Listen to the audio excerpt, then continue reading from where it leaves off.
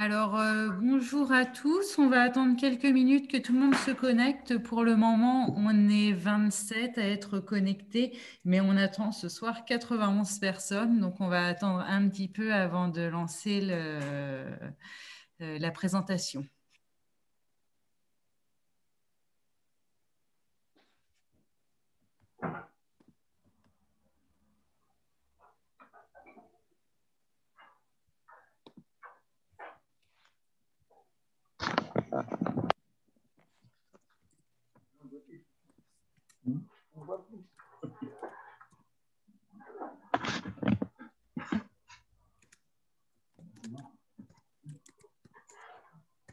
Oui. Non.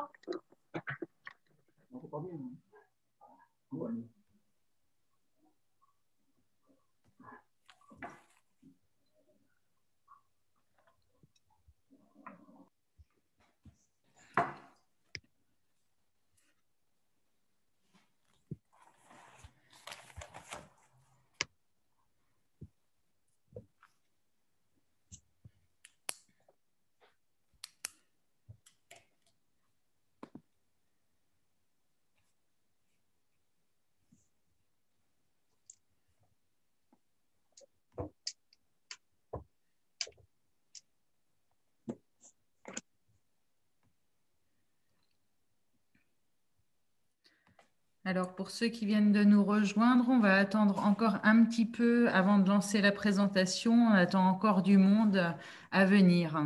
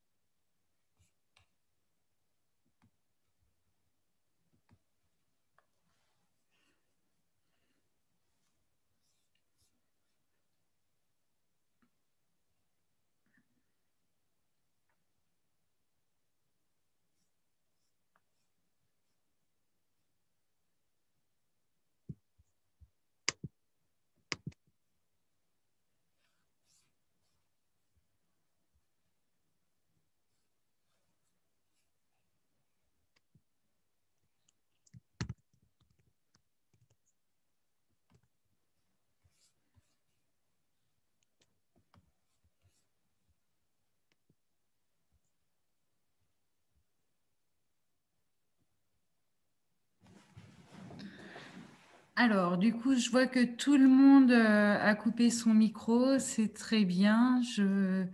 On va essayer de laisser les micros fermés jusqu'à la fin de la présentation. Peut-être qu'on aura l'occasion d'avoir un échange à la fin, mais le fait de laisser les micros fermés, ça évite les bruits parasites. Donc, merci à tous. On va commencer. Je vais repartager mon écran. Alors, c'est là que ça se gâte. J'ai perdu mon écran. C'est bon. Voilà.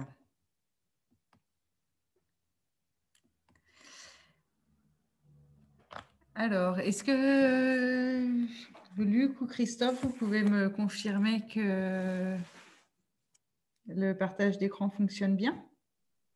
C'est bon, c'est tout bon pour moi. Ok. Eh ben, dans ce cas-là, on va commencer. On est beaucoup moins nombreux que prévu. Peut-être que les gens vont arriver au fur et à mesure. Je vois qu'il y a encore 5 personnes qui nous rejoignent là. Voilà. Donc, bonjour à tous. Je m'appelle Agathe Dupin. Ce soir, je jouerai le rôle de modératrice. Je travaille pour Orléans Métropole. On est sur un webinaire dans le cadre de la transition écologique, des assises de la transition écologique d'Orléans Métropole. On attend donc 91 personnes, c'est un très beau score. Donc j'espère que les interventions qui auront lieu ce soir vous intéresseront.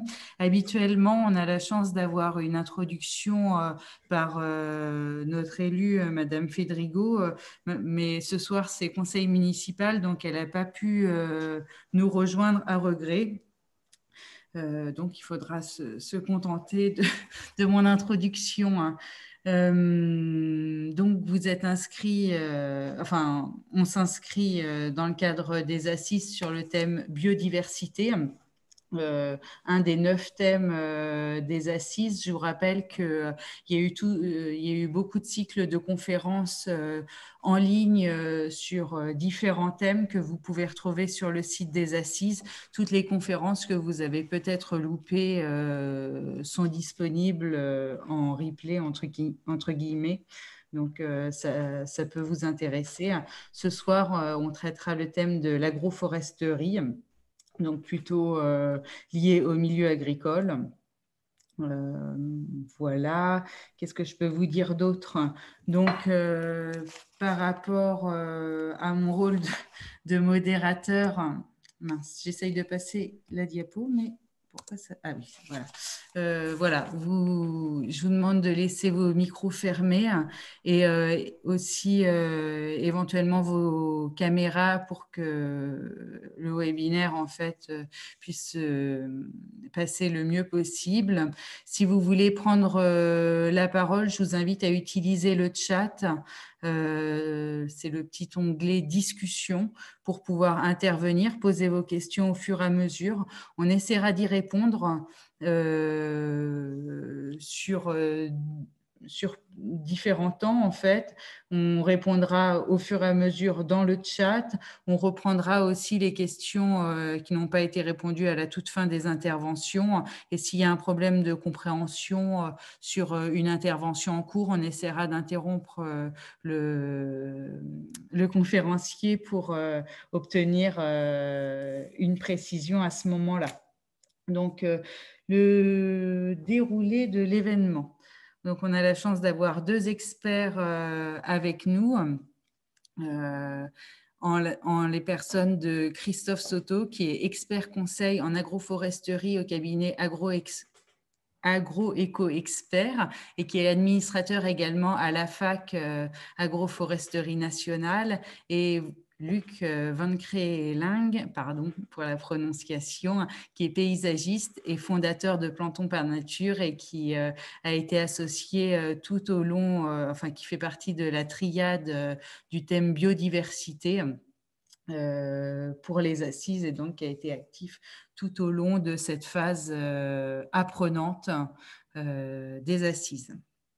Donc, je vais maintenant laisser la parole à Christophe, qui vous présentera donc une définition de l'agroforesterie, ses avantages, les avantages de cette technique agricole et les perspectives.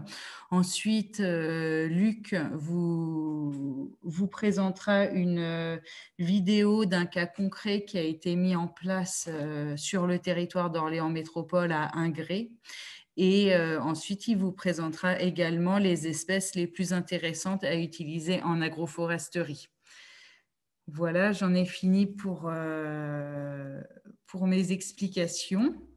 Je vais donc passer la parole à Christophe Soto. Alors, j'enlève le partage d'écran. Voilà. Et Christophe, si tu veux nous partager ton écran et ouvrir ton micro, du coup. Alors, ça fonctionne, c'est pas mal. L'écran, normalement, est-ce que vous le voyez? Est-ce que c'est bon? Oui, tout fonctionne parfaitement a priori. Bon, ça c'est une bonne chose. Et je vais juste mettre ça. Super. Donc, merci de l'accueil pour ce soir. Donc, moi, je vais vous parler d'agroforesterie. Donc, l'agroforesterie, en 2 mots, c'est l'association des arbres dans des systèmes agricoles. Donc, comme l'a dit Agathe en introduction, on est bien sur des systèmes agricoles ou en milieu rural. Donc, concrètement, avant de rentrer dans le vif du sujet, je vais me présenter très brièvement afin de savoir qui vous avez en face de vous. Donc, Christophe Soto, donc moi, je suis expert conseil indépendant au sein du cabinet AgroEco-Expert. Mais comment je suis venu à travailler sur ces questions d'arbres dans le milieu agricole, parce que c'est quand même pas courant. Tout simplement parce que je suis issu du milieu agricole et j'ai mon grand-père qui était agriculteur et forestier. Donc voilà, depuis tout petit, j'ai baigné dans le domaine agricole, grandi entre les arbres et les champs. Donc voilà pourquoi ça m'a aidé à faire des formations dans le domaine de la gestion forestière, de la biodiversité, de l'environnement, de la protection de la nature, jusqu'à finir par un cursus d'ingénieur agronome pour avoir une vision globale du fonctionnement des écosystèmes. Donc, je ne m'étends pas plus. Concrètement, qu'est-ce que je fais? J'accompagne des projets d'agriculteurs principalement en tant qu'individuel ou projet collectif, mais également d'entreprises ou de collectivités sur ces questions de l'arbre, de la gestion de l'arbre. Donc voilà, des exemples de plantation ou de gestion des arbres existants dans des parcelles. Je travaille également sur tout ce qui est milieu naturel, tout ce qui est gestion des mares, des cours d'eau, des bordures de cours d'eau, ce qu'on appelle les ripisylves ou les couverts mellifères pour la faune sauvage et la biodiversité. Donc voilà, tout ce qui est pratiques agricoles favorables à la biodiversité. Et puis également un aspect réglementaire, parce que je suis également habilité par le ministère de l'Agriculture sur toute la réglementation européenne en ce qui concerne les haies. Bien sûr, je fais également de la formation auprès des agriculteurs, bien évidemment, mais également de l'enseignement agricole, mais également des élus et du grand public. Et puis, je fais également de la coordination de programmes. Par exemple, pour la région Centre, je suis coordinateur d'un programme de développement qui est porté, lancé par le ministère de l'Agriculture, justement sur ces questions de développement de l'agroforesterie. Et pour finir, je suis pas mal impliqué dans des réseaux de recherche et développement parce que c'est quand même une discipline assez récente, donc on a encore beaucoup de choses à apprendre. Donc voilà, je ne m'étends pas plus, je termine juste sur mon réseau. Indépendant, je travaille en réseau parce que c'est comme ça qu'on progresse et qu'on monte en compétences collectivement. Et plus localement, je suis impliqué, donc administrateur de l'association d'agroforesterie de la région Centre. Et comme l'a précisé Agathe, je suis également impliqué au niveau de l'AFAC Agroforesterie Nationale au conseil d'administration sur une vision globale, effectivement, et l'accompagnement des projets au niveau national. Alors, concrètement, l'agroforesterie, à quoi ça correspond? On parlera de ça. Et puis, il y aura une grosse partie sur quels sont le ou les fonctionnements des systèmes agroforestiers et quels bénéfices on peut en tirer aujourd'hui pour nos territoires et la biodiversité. On parlera très rapidement de combien coûte l'installation de projets agroforestiers et puis on fera un petit topo sur le niveau national et en région. Et puis, on finira par une ouverture sur comment les systèmes agroforestiers peuvent préserver la biodiversité demain à l'échelle de nos territoires.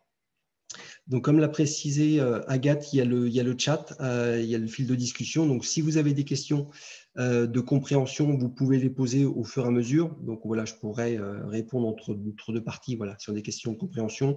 Si c'est des questions de précision, on y reviendra en fin de présentation. Donc, l'agroforesterie, comme je le disais, c'est bien l'association d'arbres avec des systèmes de culture ou de prairies, et puis avec ou sans animaux. Donc là, par exemple, sur les 2 premières photos, c'est des arbres têtards ou des arbres isolés qu'on peut avoir dans les champs. Donc les arbres têtards, c'est tout simplement des arbres qui sont taillés à 1,50 m, 2 m, 2,50 m du sol. Donc on en voit beaucoup dans des prairies en bordure de cours d'eau. Qui sont des systèmes agroforestiers, donc en division de parcelles ou en bordure. Et puis, on a une nouvelle forme d'agroforesterie qui est l'agroforesterie intraparcellaire. Donc, c'est des alignements d'arbres qu'on voit dans des parcelles agricoles de grande culture ou de prairies. Donc ça, on retrouve ces systèmes autant en grande culture qu'en prairie, qu'en maraîchage, qu'en viticulture. Donc voilà sur ce qu'est l'agroforesterie. Et à l'échelle du territoire, où on le retrouve? Et tout simplement, si on commence en haut à gauche, tout ce qui est bandes boisées, donc des bandes de bois en bordure de parcelles, en bordure de route. Ça peut être les ripisylves, comme ici. Donc, les ripisylves, en fait, c'est tout simplement une haie en bordure de cours d'eau. Après, on a toutes les haies qu'on a en bordure de chemin, en bordure de parcelles ou dans des parcelles. Les vergers sont également des systèmes agroforestiers parce qu'on a une interaction entre des arbres et des systèmes de culture qui est une prairie et éventuellement avec des animaux. On a tout ce qui est alignement d'arbres. Et puis après, tout ce qui est bosquet et arbres isolés sont également considérés comme des systèmes agroforestiers. Pourquoi s'intéresser à l'agroforesterie aujourd'hui, même si c'est une notion relativement récente, même si c'est des pratiques très anciennes. Donc l'agroforesterie, à l'échelle de notre territoire, on a bien vu qu'il y avait une évolution quand même des pratiques agricoles de l'après-guerre. Donc on a vu un agrandissement des parcelles de par des remembrements, avec une utilisation de plus en plus intense à une époque des intrants, donc tout ce qui est engrais et produits phytopharmaceutiques, et puis également une modification des pratiques culturelles au niveau du matériel des agriculteurs. Concrètement, ça c'est une photo que j'ai reprise sur le site de l'IGN pour comparer. Donc ça c'est tout simplement une photo d'Orléans Sud, où on a ici, par exemple, c'est le début de la zone de Leclerc, enfin la zone de Leclerc qui est ici. Là, on a toute la coopérative Accéréal, par exemple, et là, c'est de la Nationale 20. Donc, on voit sur les photos ici de 1954, la taille des micro-parcelles avec tous les points noirs que vous voyez. Et ben, en fait, c'est des petits arbres, c'est des arbres isolés ou des arbres alignés ou des vergers qu'il y avait. Et la photo actuelle à droite, la photo en 2016. Donc, vous voyez, en termes de comparaison, la perte des éléments arborés qu'on avait on a eu dans le paysage.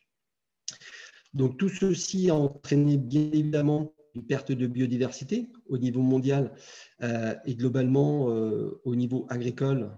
Par exemple, c'est la courbe en jaune ici. Donc, on voit par exemple sur des suivis de population d'oiseaux, on voit qu'en une petite vingtaine d'années, on a perdu un tiers des populations d'oiseaux au niveau agricole. Ça a impacté également la qualité de l'eau, en termes de quantité et de qualité d'eau. Et puis, un autre phénomène, c'est la notion de changement climatique, avec l'élévation des températures qui ont un impact non négligeable aujourd'hui sur l'environnement et la biodiversité. Et donc, on va voir que l'agroforesterie peut répondre à limiter ce phénomène de changement climatique en termes d'adaptation et d'atténuation.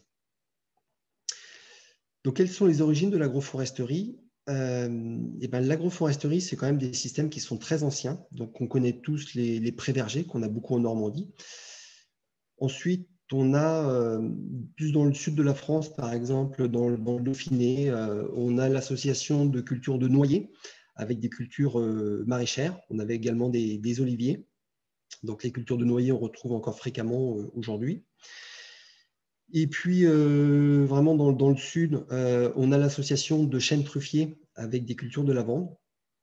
Donc ça, on peut encore le voir ponctuellement.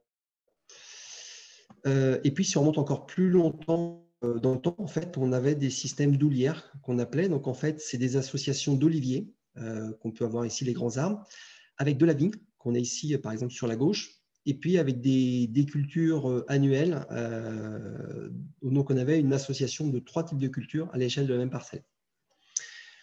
Autrement, on a connu également les hautains, où on avait de la vigne. Là, c'est de la vigne qu'on voit et qui montait naturellement, s'accrocher dans les arbres, puisqu'en fait, la vigne est une liane, et donc, du coup, qui utilisait les arbres pour se développer. Donc, je ne vous explique pas après la complexité pour aller récolter les grappes de raisin, mais ça existait auparavant. Et puis, au niveau de la viticulture, on avait les systèmes de joual, où on a encore ponctuellement, par exemple, en Touraine, où c'est des cèpes de vigne, des alignements de vignes, avec des pêchers ou des fruitiers dans les parcelles. Donc ça, c'était au niveau national. Et si on sort un petit peu hors métropole, puisque l'agroforesterie, ce n'est pas spécifique à la France, et encore moins à la métropole d'Orléans, on a par exemple en Espagne la dehesa, donc c'est l'élevage, je dirais, de porc noir sur des systèmes de prairies avec des arbres. On a également en région subsahélienne, donc en climat semi-aride, on a le développement et la culture du sorgho qui pousse là exclusivement au pied des arbres. Donc c'est assez particulier parce que chez nous, les agriculteurs nous disent bah oui, mais il n'y a rien qui pousse au pied des arbres. Et là-haut, dans ces régions-là, ils utilisent les arbres pour cultiver. Donc on verra pourquoi. Et puis au Nicaragua, on a des plantations de café sous bois d'œuvre, parce que le café est une plante qui se développe à besoin d'ombre. Et puis chez nous, au niveau des dômes, donc ça, c'est des photos que j'ai prises l'année dernière quand j'étais en Martinique, des plantations de café sous couvert de bananiers. Donc c'est des essais qu'on est en train de mettre en place en Martinique. Et puis pareil pour la vanille. Donc la vanille, que je rappelle, qui est une orchidée en fait, et qui a besoin d'ombre pour cultiver, donc là, pour pousser. Et donc là, c'est pareil, sur Martinique, des photos que j'ai prises de culture de vanille sous couvert forestier. Donc voilà, un petit éventail assez large de l'agroforesterie et des différents systèmes agroforestiers. Donc, quels sont les principes de l'agroforesterie? Donc, les grands principes, c'est que, je disais, c'est une association d'arbres et dans des systèmes agricoles. Le principe, il ne faut pas que les arbres viennent emprisonner les cultures. Il ne faut pas que les cultures viennent étouffer également la culture des arbres. Et puis, il faut que le système soit raisonné, soit réfléchi et intégré au système de culture pour pas que ce soit une contrainte pour l'exploitant et la gestion de son système. Donc, tout ça, ça résonne surtout de la conception et de la conduite du système à prévoir sur les 30, 40 ou 50 ans de la durée de vie du système. Donc, concrètement, comment ça se passe? Donc, on voit qu'il y a des interactions qui se passent au niveau aérien entre l'arbre et l'atmosphère. Il y a des interactions au niveau du sol, ou les premières couches, premiers centimètres de sol, et puis après, des interactions au niveau souterrain. Donc, si on commence au niveau souterrain, le principe de l'arbre, c'est qu'il a un système racinaire qui est profond. Là, par exemple, c'est des racines de peuplier. Là, à gauche, c'est une racine de peuplier qui a poussé en système agroforestier, donc avec des cultures. Et à droite, les mêmes peupliers plantés la même année en couvert forestier. Et on voit bien que le peuplier, même s'il est connu pour avoir un système racinaire qui est pivotant, et bien, en concurrence des cultures, il va avoir son système racinaire qui va plonger jusqu'à 2 mètres de profondeur. Donc ça, c'est déjà un élément important où on sait que des arbres qui ont un système racinaire traçant peuvent s'enraciner profondément s'ils sont mis en concurrence.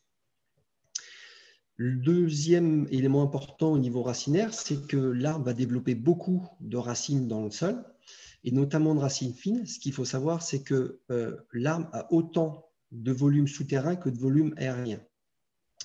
Et il faut savoir que l'arbre, il y a 50% de ses racines fines qui meurent tous les ans. Donc, du coup, ça crée de la matière organique, ça crée de l'humus, ça crée de la litière en profondeur qui va pouvoir être de nouveau disponible pour les cultures plus tard.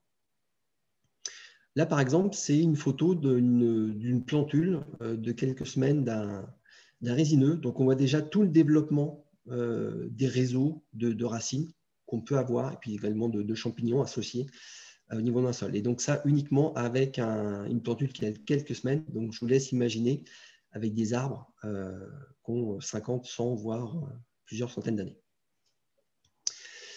Donc, un des principes de l'agroforesterie et de l'arbre, c'est ce qu'on appelle le principe de pompe à nutriments.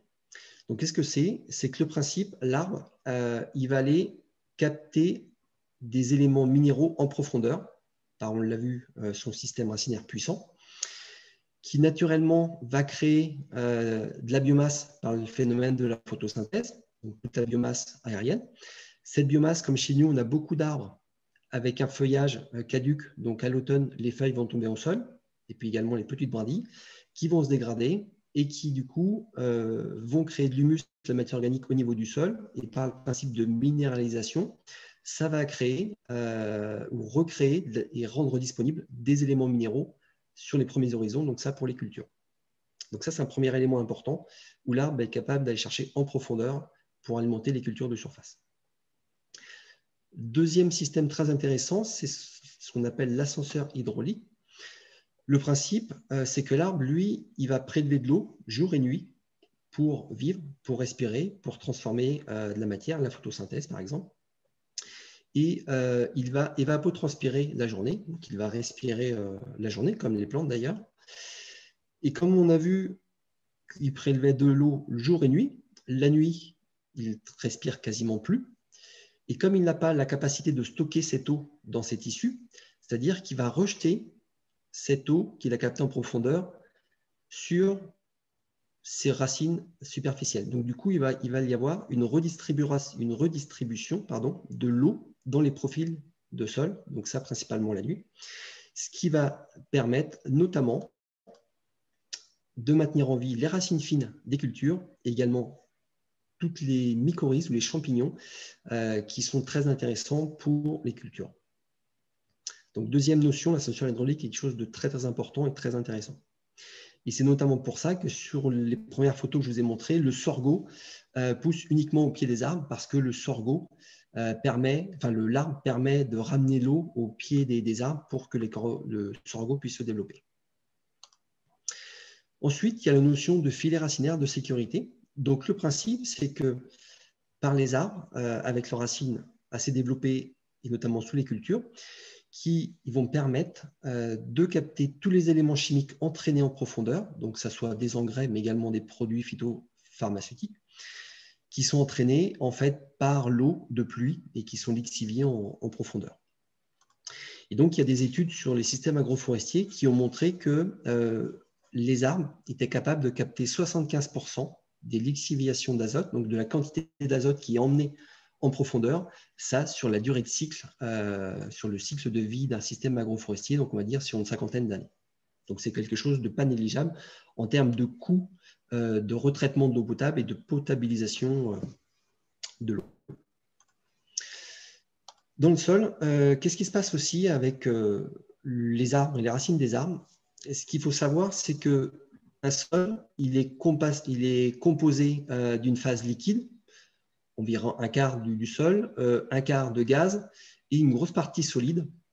Et dans cette partie solide, on va avoir juste entre 1 et 5% du volume de sol, de la quantité de sol, qui sont composés de matière organique, mais également d'organismes vivants, donc tout ce qui est pédofaune. Donc ça va des bactéries, des champignons, jusqu'aux vers de terre, jusqu'aux vertébrés qu'on peut avoir, par exemple les mulots, les campagnols ou les taupes qu'on peut avoir. Donc ça représente que 1 à 5% du sol. Et malgré tout, c'est l'équivalent de 6 vaches, la quantité de 6 vaches sur un grand terrain de foot, donc sur 1 hectare. Donc c'est quelque chose quand même d'assez impressionnant. Et donc toute cette vie du sol va permettre de faire vivre le sol, d'apporter des éléments minéraux, des matières organiques pour les cultures ensuite. Et puis également en termes de traitement, de phytoépuration des polluants qu'il peut y avoir dans le sol, et ceci grâce aux arbres. Au niveau du système racinaire, en général sur des lignes d'arbres ou des haies, on a toujours une bande enherbée au pied des arbres. Et en fait, le fait d'avoir une bande enherbée en plus des racines, c'est qu'on va augmenter l'infiltration de l'eau quand il pleut, parce que plus on a une porosité importante, donc plus on a de trous dans le sol, plus on a de quantité d'air dans le sol, plus l'eau va s'infiltrer rapidement. C'est pour ça que sur des prairies, l'eau s'infiltre beaucoup plus rapidement et on a moins d'érosion que sur une terre labourée. Donc ça, en cas de période de pluie intense, du coup, on diminue le ruissellement dans les parcelles, on diminue l'érosion hydrique. Donc ça, effectivement, sur la photo de droite, on voit effectivement beaucoup de particules qui sont érodées. Et les particules de sol qui partent, c'est principalement les limons et les argiles, et c'est les particules de sol les plus intéressantes pour la production agricole. Et malheureusement, c'est le capital sol qui part. Et c'est aussi le problème après qui entraîne des fossés et des cours d'eau qui sont bouchés, qui entraînent des inondations, etc. par la suite. Si on revient un petit peu plus en surface, l'intérêt de l'arbre aussi, c'est de favoriser la biodiversité. Donc on voit qu'on a différents habitats dans des arbres, on le verra là sur la diapo juste après. Et en fait, si on regarde sur l'illustration à droite, entre un système agricole qui est relativement simple, avec juste un arbre perdu au milieu des champs, à côté d'un fossé, et puis un système agricole tout en haut, où on a des parcelles de taille modérée, avec un cours d'eau naturel, des bandes enherbées, des arbres et des bosquets, on voit que la quantité de biodiversité est beaucoup plus intéressante et beaucoup plus forte sur des milieux naturels associés au système agricole de taille modérée avec des arbres, plutôt qu'en système uniquement de culture. Donc l'intérêt, c'est de tendre vers un système plus complexe pour améliorer les résiliences du système agricole vis-à-vis du changement climatique et de manière à ce que les aléas climatiques n'impactent pas la rentabilité et la production des cultures. Donc voilà, ça c'est un exemple de représentation au niveau des haies. Donc ça, c'est des travaux qui avaient été faits en Normandie, où on voit que à tous les niveaux, au niveau d'un arbre ou d'une haie, on a par exemple tout ce qui est lapin, belette, campagnol qui vont être plus au pied et même dans le sol. Après, on va voir des reptiles, insectes, perdrix qui vont nicher au niveau du sol, et puis jusqu'à des nidifications d'oiseaux qui sont plus sur les hauteurs, jusqu'à l'utilisation, par exemple, de l'arbre par la buse pour se percher, pour chasser naturellement. Donc voilà, en termes d'utilisation, d'optimisation des différentes strates ou également niches écologiques qu'on appelle en termes de biodiversité. En termes du microclimat aussi, on s'est aperçu que l'arbre avait quand même un rôle non négligeable, et on le sait bien quand on va se promener en pleine canicule, on recherche souvent des chemins ombragés plutôt que des chemins qui sont en plein soleil. Et donc pour ça, il y a eu beaucoup de travaux. Donc il y a l'aspect ombragé, il y a le fait que l'arbre a une capacité à filtrer le vent. On parle beaucoup de brise-vent. Ça permet aussi de créer une humidité relative plus importante au niveau des systèmes agroforestiers. Donc, on le voit en ville, par exemple, quand on a des rues qui sont arborées, on perd 1,8, 2 à 2,4 degrés. Donc, on a beaucoup moins chaud, effectivement, sur des systèmes ombragés. Et puis, au niveau de l'élevage, il y a quand même un intérêt non négligeable, c'est qu'en période de forte chaleur ou de soleil, les animaux ils vont se réfugier sous les arbres, rechercher de l'ombrage, de l'humidité. Et donc, on parle aussi de notion de bien-être animal pour le développement. Sur les animaux également, avec les problèmes de canicule de plus en plus fréquentes, on s'aperçoit que les prairies sont de plus en plus sèches arrivé le mois de juin, juillet. Et les éleveurs, c'est vrai que le mois de juillet, ils n'ont plus grand-chose comme ressources, comme matière verte herbacée pour faire pâturer les animaux. Et on s'est rendu compte que le feuillage des arbres avait un intérêt très, très intéressant. Donc, il y a des études, notamment par l'INRAE en Poitou-Charentes, et on sait qu'on a des essences d'arbres, comme par exemple le mûrier ou le frêne, avec une qualité équivalente au raigrats anglais ou à la luzerne. Donc ça, c'est des plantes herbacées qu'on cultive traditionnellement dans le prairie. Et donc, voilà, il y a un intérêt non négligeable d'utiliser le feuillage des arbres pour alimenter les animaux, notamment en période caniculaire. Et puis l'intérêt aussi d'avoir des arbres sur des prairies, c'est qu'on retarde la pousse de l'herbe, et donc on a une production d'herbe qui est reculée sur l'année et donc qui est plus disponible et plus grande en quantité sur des prairies arborées. En termes de production également, on s'est posé la question au départ, mais pourquoi produire ou cultiver en système agroforestier et pas avoir d'un côté une forêt ou un bosquet à côté des cultures? En fait, on s'est rendu compte qu'en système agroforestier, quand on a des lignes d'arbres ou des haies associées aux cultures, on a une productivité qui est plus importante. Donc pour ça, il y a eu des travaux qui ont été faits, notamment sur le sud de la France, dans l'Hérault, sur le domaine de Restinclières. Et on s'est aperçu que quand on associait la production d'arbres, de haies avec des cultures, on avait une productivité qui variait, qui était augmentée de 20 à 60% comparé à un système où on avait agriculture et forêt séparées. Donc on reprend le chiffre en moyenne, on a une augmentation de 40% de productivité sur le système agroforestier. Donc voilà un petit peu sur le fonctionnement. Maintenant, on va passer sur quels sont les bénéfices que l'on peut compter de ces systèmes agroforestiers. Donc, ils sont différents niveaux. Donc, il y a bien sûr l'intérêt pour le bois et les produits associés. Je vais revenir d'un aspect agronomique. Et également l'intérêt pour les services écosystémiques et environnementaux. L'intérêt pour l'aspect paysage marketing. Et puis l'intérêt sur l'aspect foncier et au niveau des revenus.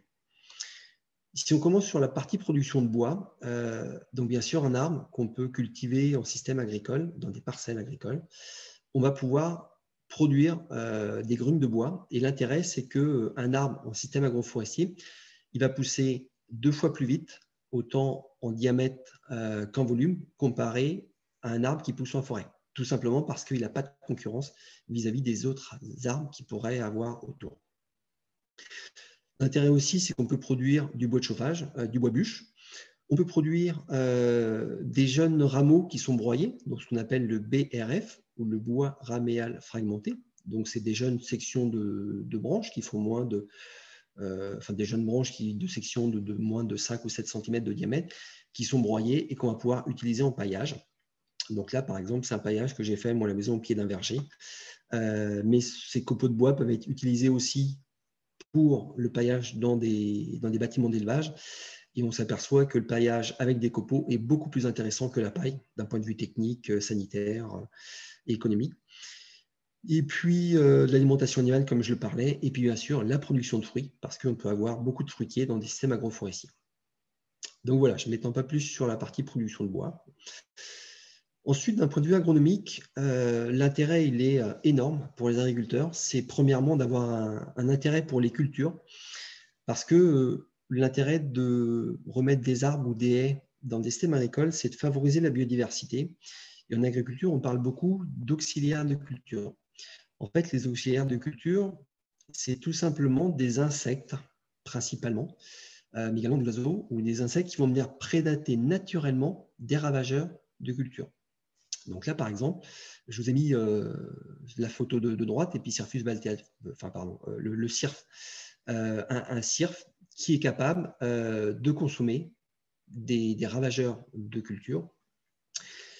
Et l'intérêt du cirfe, c'est qu'il est également floricole, il est également pollinisateur. Donc là, on voit également des larves de cirfe qui sont capables de manger des colonies de pucerons entières. Donc ça, c'est l'exemple du cirfe, mais vous connaissez tous l'exemple de la coccinelle. Donc il y a une multitude de coccinelles aussi qui consomment des pucerons. Donc voilà pour les cultures. Au niveau des insectes, mais également des oiseaux, les mésanges peuvent consommer beaucoup de ravageurs des cultures. Et puis après, il y a également dans la vie du sol beaucoup de champignons qui viennent en complémentarité, même en symbiose avec des racines des cultures et qui sont capables d'alimenter en éléments minéraux, en éléments nutritifs, les racines des cultures, donc directement les cultures pour leur production. En termes d'élevage, donc on a parlé de bien-être animal pour l'aspect ombragé, microclimat qui est généré. Voilà, plein d'autres aspects sur l'aspect élevage, puisque l'intérêt que les arbres soient utilisés pour l'alimentation des animaux, en fait, dans la composition du feuillage des arbres, on a vu qu'il y avait plein de molécules où les animaux les utilisaient pour se soigner naturellement. Donc voilà, ça c'est des choses très intéressantes qui sont difficilement chiffrables aujourd'hui d'un point de vue économique, mais dont les agriculteurs relèvent des bénéfices réellement constatés. Ensuite, sur les services écosystémiques, donc là il y en a une multitude, je ne vais pas m'étendre dessus. Ce qu'il faut voir, il y a un intérêt au niveau de l'eau pour limiter les risques d'inondation, la régulation des crues et améliorer la qualité des eaux. Ensuite, en termes de biodiversité, donc on parlait de biodiversité fonctionnelle pour l'agriculture, donc pour les auxiliaires de culture, mais il y a toute la biodiversité ordinaire ou patrimoniale, donc toutes les orchidées, par exemple, qu'on peut avoir dans des parcelles agricoles, qui n'ont pas d'intérêt direct pour la production agricole, mais un intérêt pour la résilience des systèmes agricoles en général. Et puis après, source d'habitat pour les insectes, les oiseaux, enfin voilà, toute la faune. Et puis la notion de continuité écologique. Aujourd'hui, on sait que par le changement climatique, on a les espèces de faune et flore qui remontent naturellement vers le nord. Et donc, il faut favoriser la dispersion de ces espèces. Et donc, on parle de continuité ou de corridor écologique. Ensuite, la notion de climat, avec la notion d'ombrage, comme je disais, d'effet de brise-vent, microclimat. Mais on parle de plus en plus de la capacité des arbres pour le stockage carbone, au même titre que les cultures. Par exemple, une culture de prairie ou des cultures d'engrais verts peuvent stocker du carbone, mais les arbres ont une capacité importante de stockage de carbone. Et puis également, on a certains arbres qui ont une capacité de fixation de l'azote atmosphérique. Donc, ça veut dire que c'est des bactéries qui vont se fixer sur la racine des arbres et qui vont capter l'azote de l'air.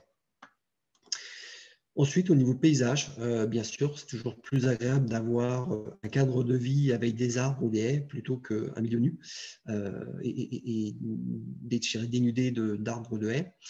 Et puis pour finir, sur l'aspect sol, avec une amélioration de la qualité du sol, parce que plus on a de matière organique dans les sols, plus on améliore le potentiel de production, plus on diminue les risques d'érosion, on améliore l'infiltration de l'eau, etc. Donc voilà, je ne m'étends pas non plus sur les services écosystémiques ou environnementaux, une petite nuance, mais voilà, ce n'est pas l'objet forcément de la discussion de ce soir. Ensuite, au niveau paysage, donc j'en ai rapidement parlé un petit peu avant, je ne m'étends pas.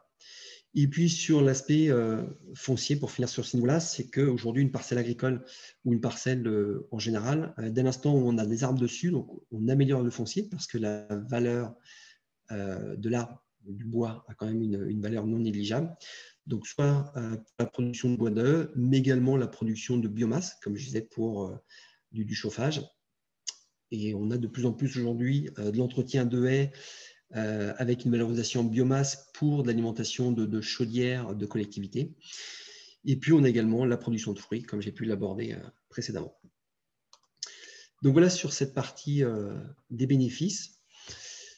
Maintenant, si je passe très rapidement sur l'aspect coût d'un projet, c'est juste pour vous donner un ordre d'idée, parce que ce n'est pas forcément l'objet de la discussion, mais c'est quand même bien d'avoir un ordre d'idée du coût.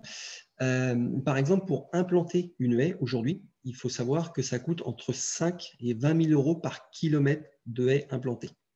Donc, c'est des coûts qui sont quand même pas négligeables. Donc, quand je vois ces coûts-là, moi, qui sont constatés, c'est pas moi qui les invente, c'est des coûts voilà, que les entreprises me donnent. Donc, les entreprises les pépinières qui fournissent les plants, les entreprises qui fournissent les protections, le paillage, les entreprises qui viennent planter, après également pour l'entretien. Donc, quand je vois que ça coûte entre 5 et 20 000 euros par kilomètre, je me dis autant les entretenir et éviter de les arracher, ça sera toujours ça d'économiser. Donc, effectivement, le coût est variable selon si on plante sur 2 ou 3 rangs. Et puis après, de qui fait les travaux. Parce qu'effectivement, si c'est un agriculteur ou un propriétaire qui plante lui-même, ça sera effectivement moins cher que si c'est une entreprise. Ensuite, au niveau des systèmes agroforestiers intraparcellaires, donc ça, c'est les lignes d'arbres dans des parcelles. Donc, c'est la nouvelle forme d'agroforesterie. Si on part, par exemple, sur une densité de 50 arbres par hectare, donc c'est quelque chose qui est vraiment très, très faible, en système de grande culture, on est, on va dire, entre 1 300 et 1 500 euros par hectare en termes de coût d'implantation. Et en élevage, on est entre 2 100 et 2 300 euros par hectare. Donc, la notion d'hectare, peut-être pour se référer, c'est ce qui équivaut à environ enfin, on va dire un grand terrain de foot pour se rendre compte. Donc, en élevage, les coûts sont beaucoup plus importants parce qu'on a des coûts de protection des arbres à installer parce que les animaux, sinon, viennent se frotter ou viennent brouter, viennent consommer l'écorce. Donc, c'est pour ça qu'il faut protéger les arbres de manière individuelle ou alors avec des clôtures électriques, ce qui demande beaucoup plus de temps de travail d'entretien. Donc, voilà pour ces niveaux de coûts qui sont quand même importants à avoir en tête et qu'aujourd'hui, comme je disais, si on implante, par exemple, à l'échelle d'un territoire en système de grande culture, si on implante 100 hectares de système intraparcellaire, donc ça veut dire qu'on serait à 120 000 euros de coût d'installation, ce qui est quand même peut être important, mais à côté de ça, on a dit qu'un système a été capable de capter 75% des lixiviations d'azote sur l'échelle, sur la durée de vie d'un système. Et quand on connaît les coûts de traitement ou de potabilisation de l'eau, eh bien, les calculs sont assez intéressants à faire. Donc, je vous invite à les faire et à approfondir un petit peu cette notion de coût. Et concrètement, aujourd'hui, il est plus intéressant de planter des arbres dans des parcelles, autant pour l'agriculture qu'en termes de coût pour la collectivité, pour l'alimentation non potable des citoyens. Donc voilà, je ne m'étends pas non plus sur ces questions de coût, mais c'est un sujet, à mon avis, important à traiter. Je vais finir sur ces questions d'agroforesterie en France, parce qu'on a parlé un petit peu de point de vue général, mais à savoir à quoi ça correspond en France. Il faut savoir qu'au niveau national, donc là, c'est l'évolution de la surface des bosquets, des haies et des arbres d'alignement entre les années 1980 et les années 2010. En gros, on était à 2,5 millions d'hectares et 10 ans après, enfin 30 ans après, on est à 2 millions d'hectares. Donc, il y a une perte significative des linéaires de haies surtout et d'alignement d'arbres. Là, c'est une autre étude, 2008, qui montre que sur les linéaires de haies, donc on était à 1 300 000 en 1975, et 12 ans après, on a perdu 45 000 km de haies par an. Donc ça, c'est quand même quelque chose d'important, 45 000 km de haies par an. où aujourd'hui, on va en replanter entre 2 et 3 000 km par an au niveau national. Alors, il y avait une étude aussi des travaux de 2014 où il était sorti qu'on avait une perte, encore une érosion nette de 11 500 km de haies par an. Donc, c'est quelque chose qui est considérable. Alors, aujourd'hui, ce chiffre de 11 500 tend à diminuer. Je pense qu'on est plus sur 11 500, on est quand même moindre. Ceci étant, on a quand même du mal et je ne sais pas si un jour on retrouvera les 45 000 km de haies qui ont disparu annuellement. Donc, quelques chiffres au niveau national. Donc, les haies en surface ou en linéaire. Donc là, les haies, on est entre 600 et 750 000 km de haies aujourd'hui au niveau national. Je vous ai mis la carte de France en haut à droite ici. En fait, où vous avez, alors j'espère que les couleurs passent bien sur vos écrans, mais en fait, plus c'est vert foncé, plus on a une densité importante de haies par rapport au territoire. Donc, vous voyez, nous, sur la région centre et le Loiret, ici, on a quand même une densité de haies très faible, puisqu'on est dans l'ensemble des secteurs de grandes régions de production céréalière, donc avec une érosion forte des haies. Et on retrouve toute la grande région des haies avec la partie Normandie, Bretagne, tout le massif central, etc. Donc, voilà au niveau des haies. Ensuite, au niveau des bosquets, on serait a priori au l'ordre de 570 000 hectares. Sur les pré-vergers, pareil, grosse régression, on serait encore au niveau de 150 000 hectares au niveau national. Au niveau des arbres éparses, donc là, les arbres épars, c'est les arbres isolés. Donc, si on les cumule mis un à un, côte à côte, on serait sur 300 000 hectares. Et au niveau de l'agroforesterie intraparcellaire, donc les alignements d'arbres dans des parcelles, comme la photo que vous voyez à droite, en bas à droite, on serait sur environ 150 000 hectares. Donc voilà, ça reste des ordres de grandeur, on n'a rien de précis. J'avais coordonné en 2016 un recensement des parcelles intraparcellaires au niveau de la région centre. Et sur l'agroforesterie intraparcellaire, on était à peu près 150 hectares sur la région centre. Donc aujourd'hui, on a bien augmenté, parce qu'il y a pas mal de projets qui sont plantés ou qui sont en cours de plantation. Donc voilà, on a quand même du mal à avoir ces données-là. Il faut savoir qu'au niveau national, il y a un gros travail aujourd'hui avec l'IGN, qui est la structure nationale de recensement au niveau des données géographiques. Et puis en collaboration avec anciennement l'Office national de la chasse et de la faune sauvage, mais maintenant l'Office français de la biodiversité, où il y a un recensement national des haies. Donc là, il y a les premiers résultats qui sont sortis il y a très peu de temps. Donc voilà, de manière à avoir un suivi des haies au plus précis. En termes de comparaison, je vous ai mis aussi la surface agricole utile. Donc la SAU au niveau France, c'est 30 millions d'hectares en termes de comparaison. Donc vous voyez que la surface des haies, des bosquets, tout ça, ça reste quand même très faible au vu de la surface agricole, mais par contre que ça apporte beaucoup, beaucoup d'intérêt pour la production agricole et la résilience des systèmes et la préservation des biodiversités. Et pour finir, demain, parce que c'est beau de parler d'agroforesterie, mais comment faire pour favoriser ces systèmes? Concrètement, c'est déjà d'associer et de mettre l'ensemble des partenaires et des acteurs autour de la table pour travailler sur ce sujet, cette question des arbres, parce que ça a quand même été tabou, et c'est encore tabou aujourd'hui, de parler d'arbres en agriculture, parce qu'on a, après-guerre, on a donné les moyens techniques, chimiques, réglementaires, financiers aux agriculteurs pour produire. Donc, ce n'est pas de la faute des agriculteurs, il y a une demande du gouvernement, de l'État à l'époque, il fallait produire, alimenter la population. Donc voilà, les agriculteurs ont su répondre à la production. Donc dans ce cas-là, il y a eu beaucoup de haies arrachées.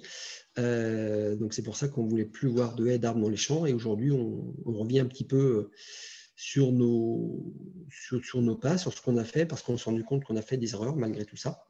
Donc c'est bien d'associer les gens autour de la table, d'associer les compétences qu'on peut avoir sur ces questions de l'arbre et de la haie. L'objectif, c'est bien de monter en compétences collectivement. Et c'est bien ensemble qu'on progressera. C'est bien sûr, on peut travailler tout seul de notre côté, dans notre coin, entre gens convaincus, mais c'est surtout, il faut qu'il y ait une volonté aujourd'hui politique sur ces questions, parce que on peut très bien mettre en place 200, 500 mètres, 1 km de haies par-ci par-là ou quelques arbres, mais s'il n'y a pas une réelle volonté politique à l'échelle nationale, et puis après décliner au niveau des territoires, l'impact sera faible. Donc voilà, ça passe par des politiques fortes d'accompagnement, donc au niveau territorial, mais également national et européen. Donc, on parle beaucoup de la PAC, du verdissement de la PAC là, pour 2023. On est en train de travailler là, au niveau national avec le ministère et la Commission européenne sur ces questions de PAC et d'intégration de l'arbre et des haies. Et puis, c'est également de la présentation, de la formation, de la sensibilisation sur le terrain, parce que c'est quand même sur le terrain qu'on apprend le mieux et c'est là que c'est beaucoup plus parlant. Donc voilà, c'est de communiquer et d'aller sur le terrain. Donc avec plaisir, je vous emmènerai sur le terrain et faire des sorties terrain sur les fruitiers, sur les arbres. Enfin, voilà, il y a plein de choses à apprendre sur les insectes. Voilà. Et puis, d'avoir un soutien financier sur ces questions-là, parce que je vous ai abordé un petit peu la question de coût. Donc, ça reste quand même un investissement non négligeable aujourd'hui pour les agriculteurs, parce que la trésorerie dans les exploitations est de plus en plus faible. Autant il y a 30 ans, ce n'était pas forcément un problème d'investir d'investir 10 ou 20 000 euros dans une exploitation. Aujourd'hui, c'est un réel problème. Donc voilà, l'intérêt, c'est d'avoir un soutien financier et des politiques publiques avec des soutiens financiers qui aident au développement de l'agroforesterie. Et puis, je terminerai par dire que c'est de mettre en avant, de valoriser tous les services que l'agroforesterie apporte. Donc, on a parlé du stockage de carbone, mais tous les services environnementaux, et donc ça, de valoriser par des contrats, par des conventions futures, pour valoriser le travail des agriculteurs et la rémunération des agriculteurs par le maintien des haies ou la mise en place des arbres et des haies sur les systèmes agricoles. Donc voilà, j'en ai terminé sur la présentation. J'espère que c'était assez clair. Donc n'hésitez pas si vous avez des questions de compréhension sur le fonctionnement des systèmes agroforestiers ou des questions de précision, où on pourra revenir juste après. Je vous remercie de votre attention. Merci Christophe. C'était très intéressant. On a un commentaire qui signale que ton métier est vraiment passionnant. Donc, je pense que Merci. ça doit témoigner de l'engouement pour ta présentation. On avait également un commentaire de Micheline qui nous signalait que malheureusement, c'était pas ce qu'elle pouvait constater. Enfin, ta présentation ne correspond pas à ce qu'elle constate, elle, en se promenant avec, et elle cite des saccages et des mutilations de haies naturelles. Bon, voilà, c'est un peu à déplorer. Ouais. Ouais, effectivement, c'est vrai que tout à l'heure, je parlais du chiffre de perte de 45 000 km de haies par an. Alors, on est beaucoup moins, on perd beaucoup moins maintenant, mais malheureusement, on constate encore des arrachages de haies, des dégradations de haies ou d'arrachage d'arbres dans des systèmes agricoles. Et c'est vrai que malheureusement, on le constate encore. Donc, je déplore aussi ces constats. Du coup, on n'a pas d'autres questions pour le moment. On verra à la fin des deux présentations. Je vais vous partager une vidéo qui a été réalisée par Orléans Métropole avec Luc de Plantons par Nature qui nous présente un exemple concret d'agroforesterie sur le territoire d'Orléans Métropole à Ingré précisément. Donc, je vais vous partager maintenant mon écran pour suivre cette petite vidéo de 3 minutes qui sera suivie d'une intervention très concrète de Luc. Alors, voilà.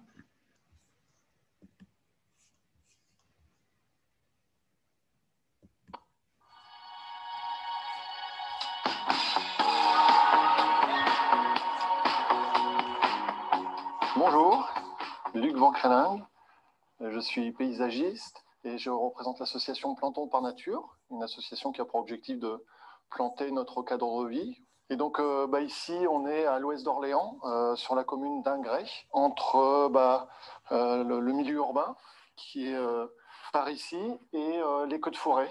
L'agroforesterie, c'est l'association entre l'agriculture, donc la culture sur du court ou du moyen terme, la culture agricole, et la sylviculture, donc c'est la culture de l'arbre, de la forêt, sur du plus long terme. Donc c'est l'association des deux, tout en sachant que l'agroforesterie, c'est la plantation d'arbres à très faible densité, permettant la culture de part et d'autre.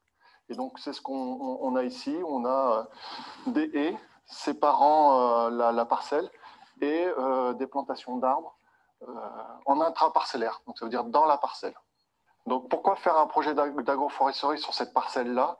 C'est surtout suite au résultat d'analyse de sol qui montrait un sol très pauvre en matière organique avec un pH acide 5,5. Donc tout l'intérêt était de faire ce projet d'agroforesterie pour répondre à ces problématiques et faire autrement que d'apporter des intrants, de l'engrais chimique. L'idée, c'était de refaire avec la nature et de recréer un équilibre pour remonter la matière organique en plantant des arbres et des arbustes qui vont recréer de la litière. Et aussi, de ce fait-là, ça va remonter naturellement le pH du sol et l'enrichir naturellement. Comment recréer de la vie dans cette parcelle agricole? Donc, suite à l'analyse de sol avec une terre très pauvre, c'est surtout au niveau du choix des espèces et de la plantation aussi. Le choix des espèces et utiliser des espèces qui peuvent apporter de l'engrais, comme l'aulne à feuilles de cœur et aussi du trèfle qui ont été implantés sur cette parcelle, et aussi la plantation de haies de part et d'autre qui va petit à petit recréer de la lisière avec les feuilles qui tombent et apporter de la matière organique et de ce fait-là aussi relever le pH. Pourquoi avoir laissé une bande enherbée assez large, de 4 mètres de part et d'autre, donc ça fait 8 mètres de large? C'est toujours le même objectif de l'agroforesterie, c'est recréer un équilibre en ayant une grande diversité des milieux, herbes, haies, cultures, arbres. Quel est le programme sur cette parcelle d'agroforesterie dans les prochaines années?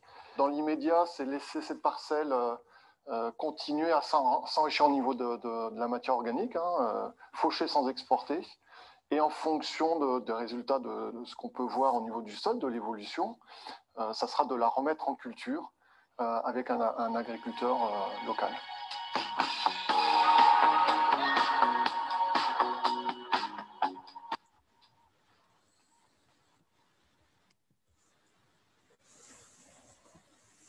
Alors, je te passe la main, Luc, pour ta présentation.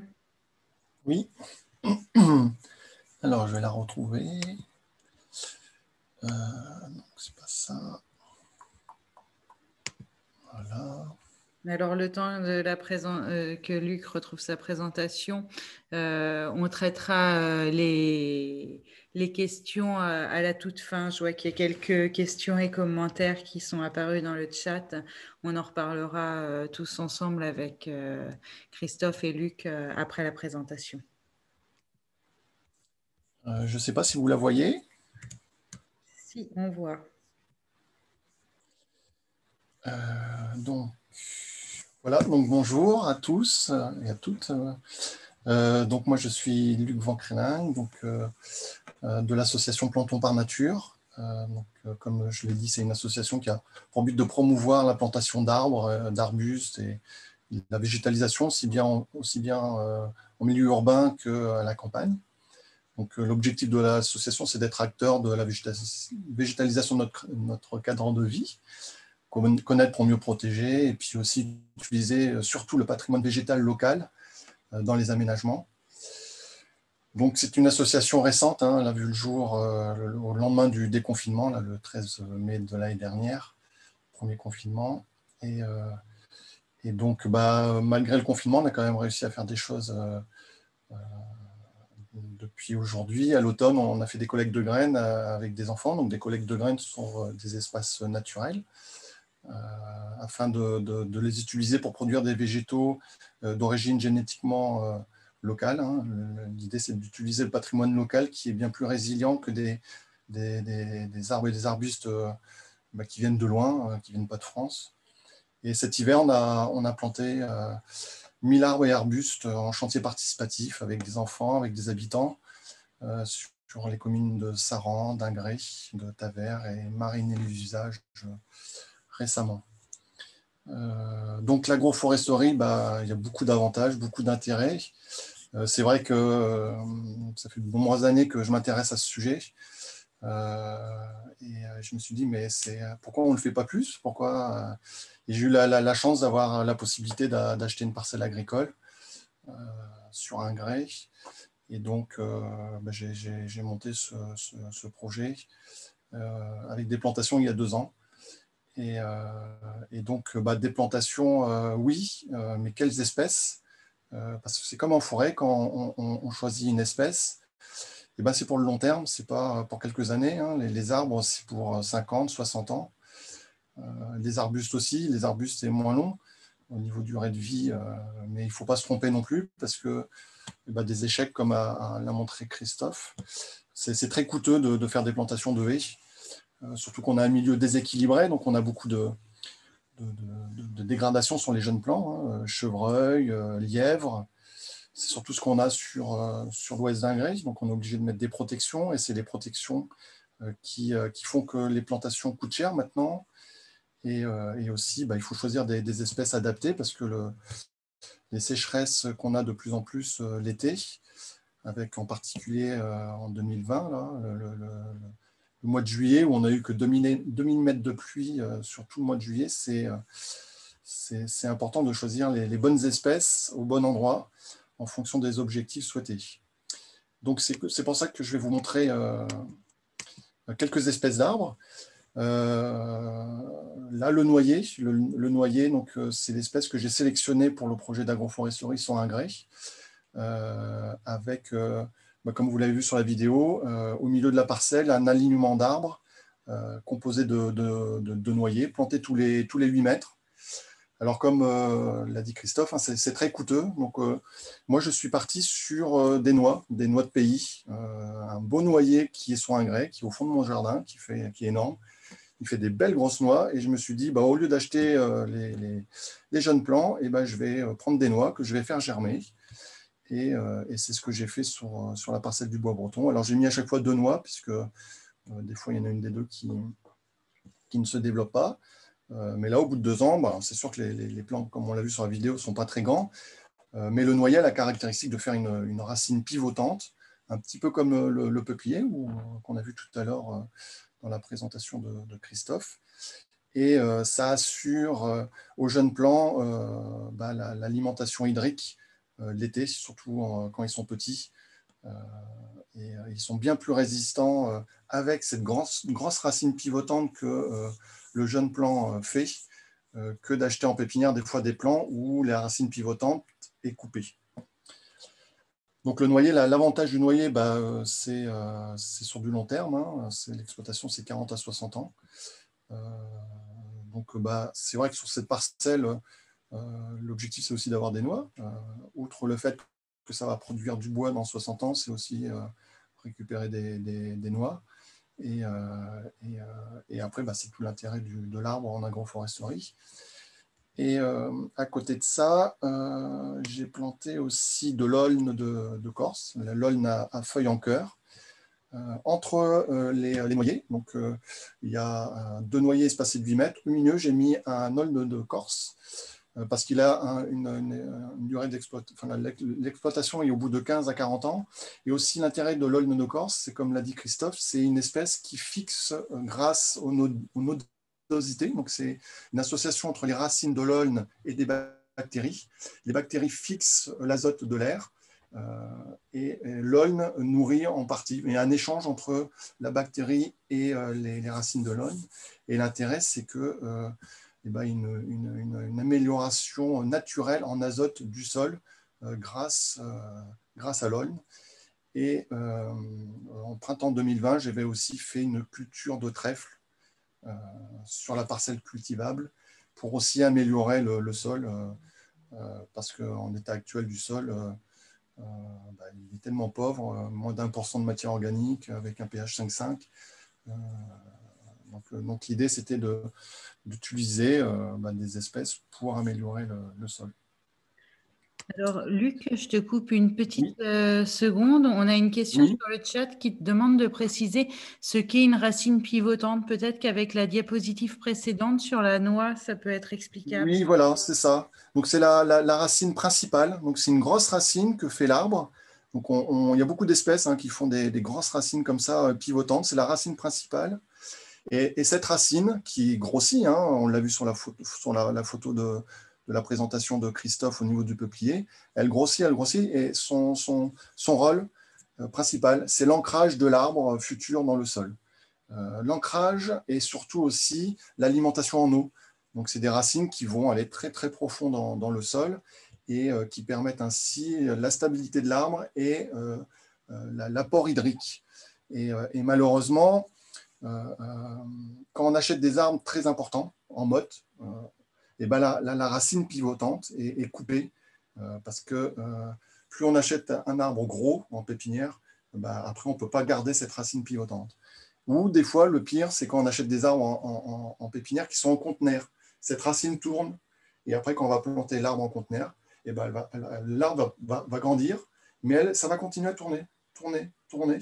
Et c'est pour ça que des fois, on voit des arbres qui tombent l'été, alors qu'ils avaient l'air d'être sains. C'est que cette racine pivotante, qui a pour fonction d'ancrer profondément l'arbre, eh ben, elle a été déformée ou elle a été coupée. J'espère que j'ai répondu à la question. Après, on a aussi un autre arbre, c'est le cormier. Le cormier, c'est un superbe arbre qui a disparu de nos campagnes, malheureusement. Là, c'est une photo que j'ai prise en Deux-Sèvres, un super beau cormier. Ici, le seul cormier que je connais sur la métropole, c'est celui qui est à Saint-Jean-de-Bray, sur le domaine de la Charbonnière. C'est un arbre exceptionnel, hein, avec un bois extraordinaire. Les fruits se mangent. En Allemagne, ils en mangent beaucoup d'ailleurs. Et c'est vraiment un arbre à remettre dans nos campagnes parce qu'il a beaucoup d'intérêt. Et d'ailleurs, sur la vidéo qui vous a été présentée, on voit un cormier justement que j'ai planté dans la haie, puisque dans les haies, c'est des haies hautes. L'objectif, c'est à la fois des arbres et des arbustes. Et donc, j'ai planté du cormier. C'est à feuilles découpées. Et c'est un arbre extraordinaire et qu'il faut remettre dans nos campagnes hein, parce qu'il a disparu malheureusement. Après, vous avez deux autres arbres aussi, c'est le poirier et le pommier sauvage, des arbres très intéressants. Ici, vous avez un poirier sauvage qui a été photographié en Vienne, dans le département de la Vienne. Et aussi, c'est deux arbres très intéressants en agroforesterie qui ont toute leur place dans les parcelles. Très, très bien adaptés. Hein, c'est des arbres qu'on peut aussi avoir en végétal d'origine génétiquement locale. Hein. Là, c'est des petites poires que j'ai ramassées à la Canaudière, à Ormes, le domaine de la Canaudière. Donc, il y a encore quelques poiriers dans la forêt. Mais maintenant, les poiriers, les pommiers sauvages, ils ne sont plus que dans les massifs forestiers. On n'en trouve plus du tout au milieu, en campagne. Et ici, une petite pomme que j'ai fait germer voilà, je fais des tests aussi de germination pour essayer justement de baisser les coûts. Pardon, hein, je ne suis pas très... Voilà, on avance comme ça. Et après, il y a d'autres espèces aussi. Vous avez l'alisier aussi, terminal aussi, un arbre super, un peu comme le cormier, c'est la même famille des sorbiers. Vous avez aussi le merisier, un arbre de forêt qui pousse très bien en agroforesterie. Le frêne, bon, le frêne, malheureusement, à cause justement de frênes qu'on a importés de très loin, des pays de l'Est, on a une maladie maintenant qui est arrivée chez nous, la calarose du frêne. Et bon, le frêne, il faut peut-être attendre un peu que les sujets soient un peu plus résistants à ce champignon pour en remettre dans les projets d'agroforesterie, parce que bon, si c'est pour mettre des frênes qui sont sensibles à la maladie, bah c'est au bout de 20 ans, 25 ans, c'est problématique quand même. Donc, bon, attendre encore un peu pour le frêne.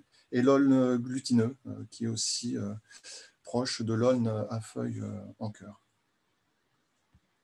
Donc, voilà un petit peu pour les espèces d'arbres. Après, je peux vous présenter aussi quelques espèces concernant les haies qui ont été implantées sur la parcelle expérimentale du bois breton à Ingré, où là, c'est vraiment à peu près toutes les espèces qu'on peut trouver sauvages, indigènes sur notre territoire. Donc voilà, en Auger, j'ai mis tous les 8 mètres, grosso modo 8-10 mètres, un arbre, ici, un lisier, chêne pubescent ou cormier, et après, j'ai planté des arbres intermédiaires, de l'amandier, du cerisier de Sainte-Lucie, quelques érables champêtres, de l'orme aussi champêtre, même si lui aussi il est sensible à une maladie, et aussi le néflier. Comme j'ai un pH acide, le néflier c'est aussi une espèce qu'on voit de moins en moins souvent, alors que c'est super, quoi. Ça fait des belles fleurs, et aussi quelques buissons, cornouiller, mâle, aussi une espèce très rare. fusains, pruneliers. L'objectif étant d'avoir une grande diversité des espèces et, pour maximiser aussi l'équilibre et recréer un équilibre sur la parcelle. Voilà, je ne sais pas si je suis pas trop long. Et aussi important, là j'en ai un peu parlé là on a parlé du choix des espèces, mais à côté de ça, il y a l'origine génétique du matériel végétal. C'est-à-dire que pour avoir les jeunes plants ou les arbres, il est important de connaître la génétique dans le jeune plant, dans le végétal. Et à l'heure d'aujourd'hui, on a 2 filières qui nous permettent d'avoir assurément des végétaux qui viennent de France, hein, puisque quand on va dans des pépinières non spécialisées, quand on achète des végétaux sauvages, on peut avoir des végétaux qui viennent de très loin, viennent des graines qui viennent du Portugal ou de Pologne, parce que le frêne sauvage, le frêne commun, il a une aire de répartition qui pousse très largement en Europe, qui va du nord Portugal jusqu'à... Mais le frêne de Portugal, c'est pas le même frêne que notre frêne commun du Val-de-Loire. Ce n'est pas le même écotype, il n'est pas habitué aux variations, aux maladies et même à la biodiversité. C'est pour ça qu'il est très important pour les projets d'agroforesterie ou même les projets forestiers de s'assurer de l'origine du plant. Et on a deux filières qui attestent cette origine et qui nous garantit de la bonne adaptabilité du végétal à notre région. C'est le matériel forestier de reproduction, donc c'est les arbres forestiers, le noyer, le cormier. Il y a une filière de production, le chêne aussi, qui se fait en fonction des aires d'origine en France. Donc nous, on est ici dans le Val-de-Loire. Donc, à chaque fois, dans mes projets paysagers, quand je demande du chêne de pays, je demande du chêne originaire des plants des collines du nord-ouest au pépiniériste qui produit ces plants. Et il me donne une fiche de traçabilité qui m'assure que la graine provient bien de ce territoire. Et à côté de ça, on a une nouvelle filière aussi depuis 2015. C'est très récent, hein, toutes ces notions d'origine, qui est la filière végétale locale. Donc c'est à la fois aussi pour les arbres, mais les arbres plutôt champêtres, et les arbustes. Donc ça vient en complément de la filière forestière.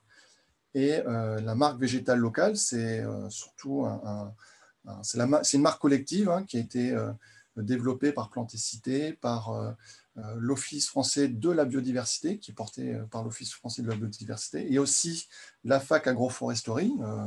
Christophe en a parlé, il est administrateur de la fac agroforesterie au niveau national. Et c'est ces 3 organismes qui ont créé cette marque collective végétale locale qui permet de s'assurer, quand on achète des végétaux sauvages, qu'ils soient bien locaux, ça veut dire qu'ils proviennent bien de collectes qui ont été réalisées suivant des régions d'origine, comme pour la filière forestière.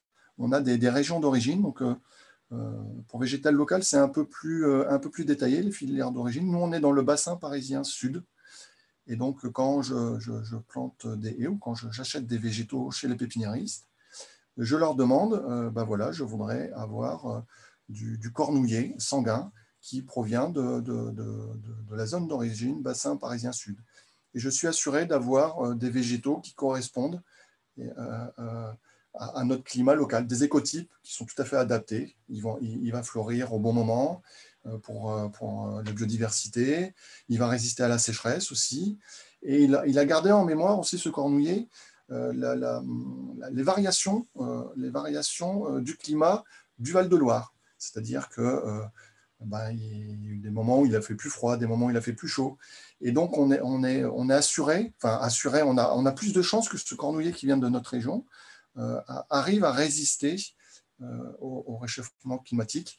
Et aussi, ce qui est intéressant avec cette marque végétale locale, c'est que les cornouillers que j'achète, ils viennent de graines, d'un lot de graines, et il n'y a pas de sélection. On prend les graines sur des collectes qui sont faites sur plusieurs sites, sur plusieurs individus, et ça permet d'avoir, au niveau génétique, un maximum de génétiques différentes. Donc, sur un lot de cornouillers, de 100 cornouillers, si on a 3 degrés de plus, eh ben, il y a beaucoup plus de chances d'avoir, je ne sais pas, peut-être 50% des cornouillers du lot qui vont résister à ces 3%, ces 3 degrés en plus.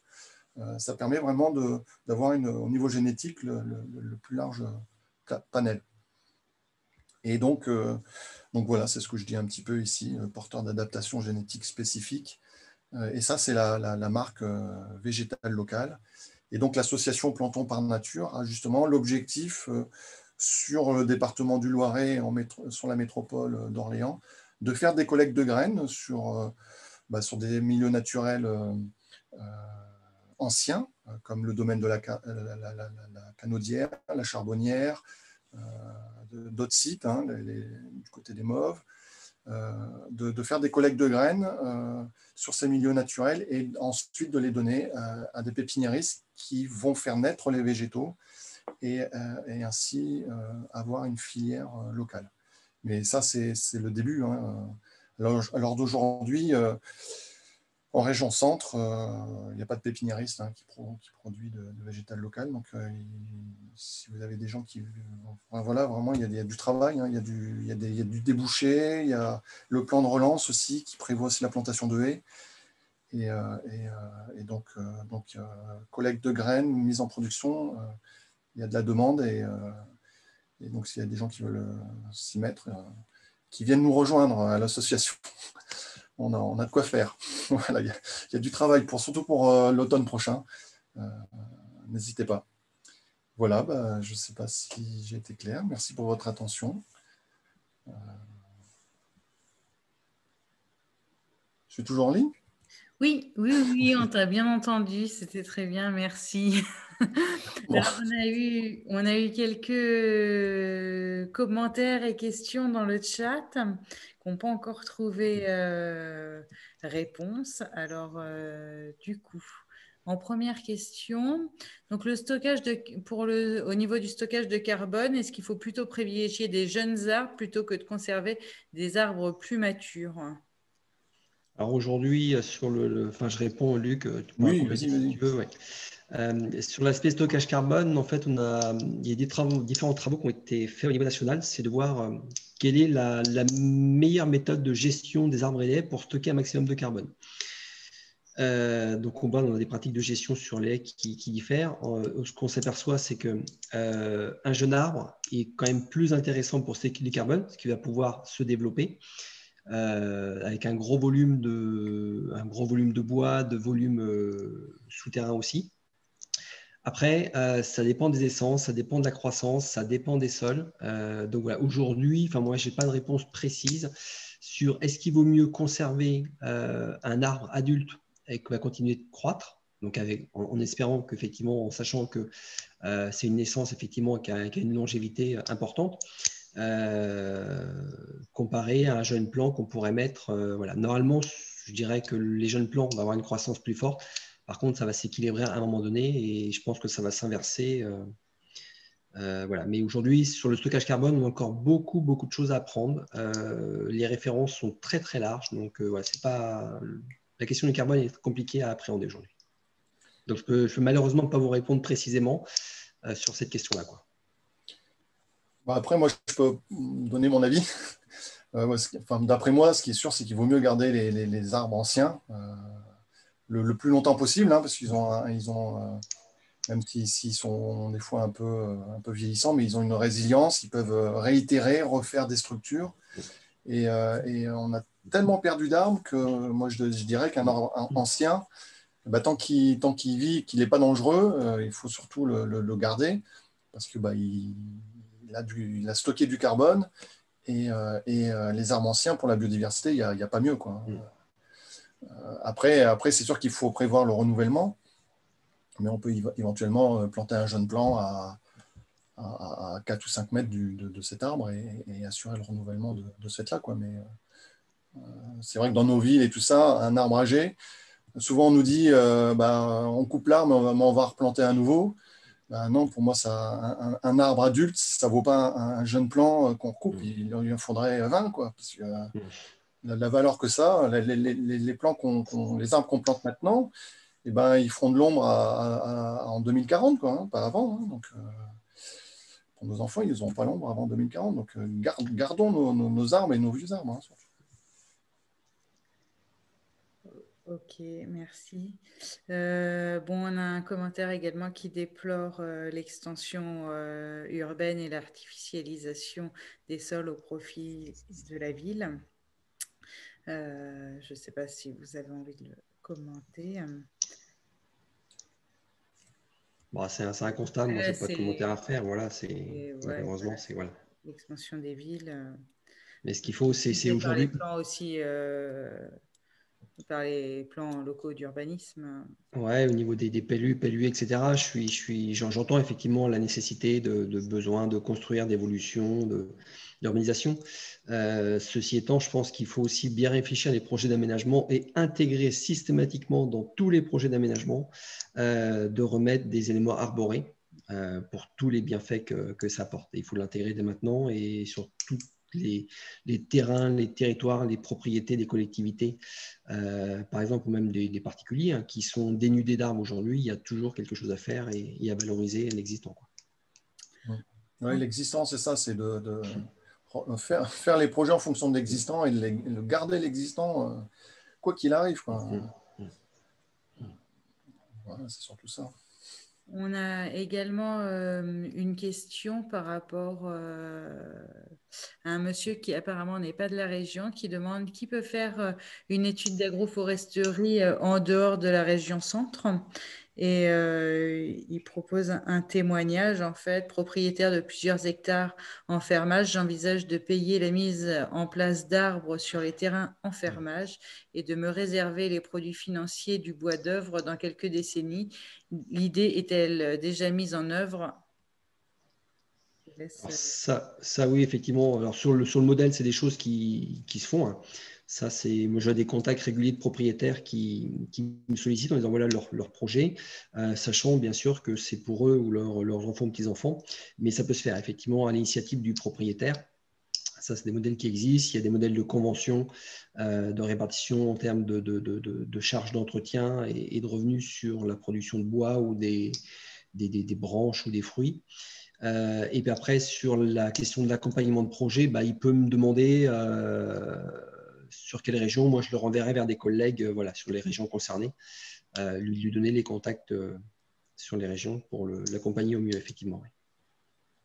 Oui, et puis peut-être des retours d'expérience. Hein. Moi, c'est vrai que j'ai discuté avec des agriculteurs en Vienne qui s'étaient mis à l'agroforesterie. Et ce qu'ils me disaient, c'est que c'est sûr, ils produisaient un petit peu moins, parce que c'était un petit peu le début, hein, parce que Christophe a parlé de 1,4 par rapport à un système classique. Il disait, je produis moins, mais même en tant que sécheresse ou d'aléas climatiques, je produis toujours pareil. Donc ça, c'était intéressant pour lui, parce qu'il y avait, par rapport à un système conventionnel, on a par moment des bonnes années, donc on produit beaucoup. Après, on a des sécheresses, on produit moins. Donc, quand on produit moins, il faut quand même payer les intrants, ceci, cela. Et lui, il me disait, je ne paye plus d'intrants, je produis un peu moins, mais je produis quoi qu'il arrive. Et c'est plus rassurant pour lui. Et moins d'intrants, moins de... Et ça, c'est intéressant de faire des retours d'expérience d'agriculteurs qui se sont mis.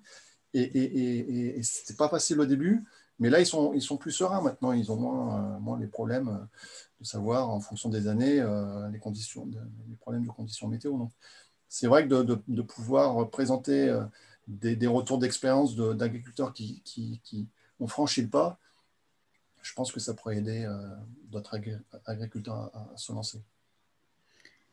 On a également une question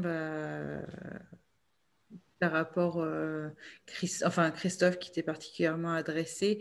Peux-tu nous dire quelle est la perception et l'acceptation des projets d'agroforesterie par les exploitants de grandes cultures? Il y a des commentaires, Ouais, c'est une vraie question, puisqu'en fait, on se rend compte que la perception évolue.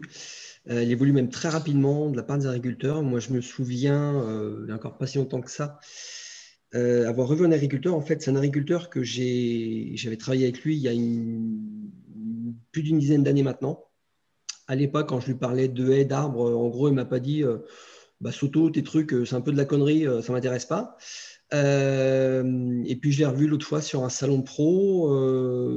Il me dit Monsieur Soto, est-ce qu'on ne pourrait pas se revoir, discuter de ci, de ça? Donc voilà, au bout de 10 ans, ça fait son petit bonhomme de chemin. Donc la perception, elle évolue, ça c'est clair. Aujourd'hui, même les agriculteurs de grande culture en pleine Beauce céréalière se posent les vraies questions, puisqu'ils voient effectivement que vis-à-vis du changement climatique, les systèmes sont de moins en moins résilients. Il y a des années, ils vont produire, gagner leur vie. D'autres années, la majorité, c'est plus compliqué. Donc, quelle solution pour ça? Et c'est vrai que là-dessus, des agriculteurs qui étaient contre les arbres dans les parcelles, aujourd'hui, se disent, bon, pourquoi pas? Donc, en gros, en termes de perception, ce qu'il faut voir, c'est qu'on va avoir, en gros, un tiers des agriculteurs, enfin, c'est très, très schématique, mais un tiers des agriculteurs qui se disent, bah non, jamais, nous, ça ne nous intéresse pas, ça ne marche pas. Un tiers qui sont convaincus parce qu'effectivement, on a de plus en plus de jeunes agriculteurs qui sont formés, etc., qui ont conscience de cette pratique intéressante, vraiment pratique innovante et transversale. Donc voilà, qui sont prêts à s'engager, mais après, il y a des freins techniques, financiers et autres, réglementaires aussi. Et puis, on a un tiers des agriculteurs qui se disent pourquoi pas, mais je ne sais pas. Donc, ils attendent de laisser faire les autres et puis ils regardent au loin. Puis après, ils se rapprochent en disant finalement, on va faire. Donc, en termes d'acceptation, ça évolue sensiblement. Et il y a aussi, je dirais, la pression sociale ou sociétale avec la demande de produire bien, produire mieux, produire local. Aujourd'hui, c'est vrai que ça incite les agriculteurs à faire des choses. Moi, j'ai l'exemple alors, ce n'est pas un agriculteur en grande culture, c'est un maraîcher. On a planté des haies, des arbres chez lui et aujourd'hui, c'est son slogan. C'est clairement, ici, c'est verger agroforestier, enfin maraîcher agroforestier. Et il fait beaucoup de marchés et c'est vrai que les gens viennent parce qu'il a fait des efforts sur la biodiversité, les haies, etc. Donc voilà, ça évolue sur cette notion-là. Et après, il y a quand même un élément important à mon sens, c'est la pression ou le contexte social mais familial où j'ai beaucoup de jeunes qui me disent moi je voudrais bien faire des choses, je voudrais bien changer, mais malheureusement tant que mon père est encore dans la cour de la ferme, c'est compliqué, je ne peux pas changer.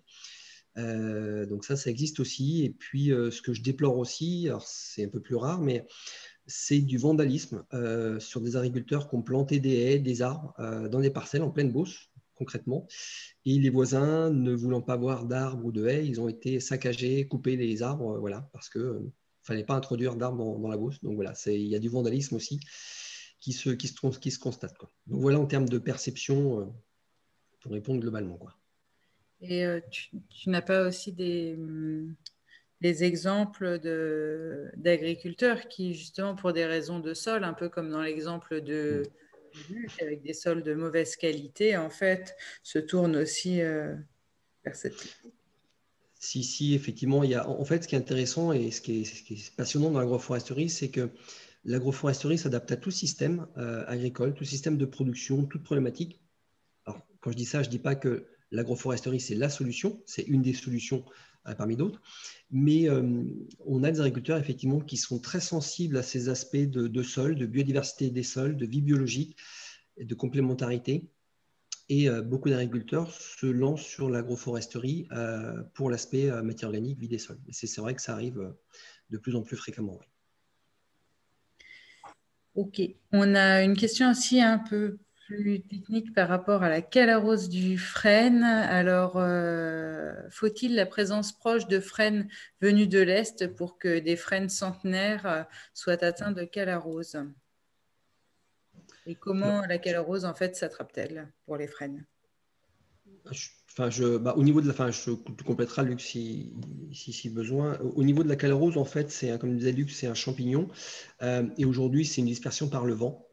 Et en fait, effectivement, la calarose qui se développe de plus en plus au niveau national. Et c'est vrai que malheureusement, c'est venu, ça vient de toute la partie nord-est et qui descend de plus en plus chez nous en France. Donc non, il ne faut pas forcément des vieux frênes centenaires des pays de l'Est pour que ça arrive. Et voilà, la maladie est là. Elle va très très vite là-dessus. Donc c'est comme un inconnu, je dirais l'agraphiose sur l'orme il y a quelques années, quelques dizaines d'années maintenant. Donc voilà, c'est vrai que c'est un problème, la calarose. Alors, je compléterai un petit peu ce qu'a dit Luc sur ces questions de plantation de frêne. Je sais que moi, dans les projets, je continue d'implanter du frêne, mais en très faible proportion, en quelques pourcents, parce que la maladie, a priori, c'est une maladie qui a un cycle relativement court et on sait que dans 20 ou 30 ans, la maladie sera passée, les espèces, enfin les frênes chez nous seront adaptés. Donc ça, c'est pas moi qui l'ai trouvé, mais voilà, c'est des spécialistes qui me l'ont rapporté. Et donc, du coup, ils disent qu'il faut quand même continuer à planter un petit peu de frêne, quelques pourcents. Alors, même s'il n'y a que 5 ou 10% de ces frênes qui vont résister, on aura quand même la conservation de la génétique des frênes résistants qui seront là et sur lesquels on pourra s'appuyer peut-être dans 20 ou 30 ans. Donc, c'est vrai qu'il faut, à mon avis, quand même continuer à planter un petit peu de frêne sur le territoire, même si on va avoir 80% de mortalité, c'est sûr. Oui, et surtout peut-être dans les haies. Peut-être plutôt dans les haies qu'en intraparcellaire, parce que c'est vrai que s'il y a la moitié qui, au bout de 15 ans, qui se prend la calarose, alors que dans la haie, c'est pas grave, parce que le frêne va mourir, et puis c'est le chêne à côté qui va prendre le dessus ou autre chose, quoi. Tout à fait. Et puis on sait qu'en termes de dispersion, la maladie se disperse beaucoup, beaucoup moins vite quand les frênes sont disséminés. Et c'est vrai que dans une parcelle intraparcellaire, si on a beaucoup de frênes, effectivement, ça sera plus compliqué, il y aura plus de mortalité, plus de dispersion. Donc, il vaut mieux implanter dans des haies ou vraiment quelques individus éparses sur l'échelle d'une exploitation ou d'un territoire.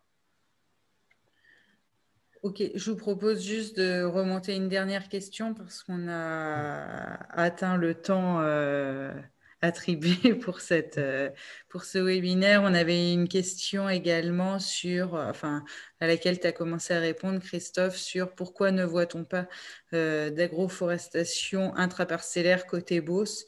Donc, il y a un côté aussi un peu culture, acceptation, mais est-ce que tu veux développer un peu Alors, ça arrive, hein, il faut être juste patient, mais ça arrive. On a des projets assez intéressants en Beauce. Alors, c'est vrai que des agriculteurs en Beauce, c'est plus compliqué parce que je dirais que dans leur système aujourd'hui, ou jusqu'à maintenant, ou jusqu'il y a quelques années, tout allait bien. Ils pouvaient produire sans trop de difficultés, sans trop de contraintes. Voilà, ils arrivaient à produire, à s'en sortir financièrement. Aujourd'hui, ça change, donc ils se posent un peu plus de questions.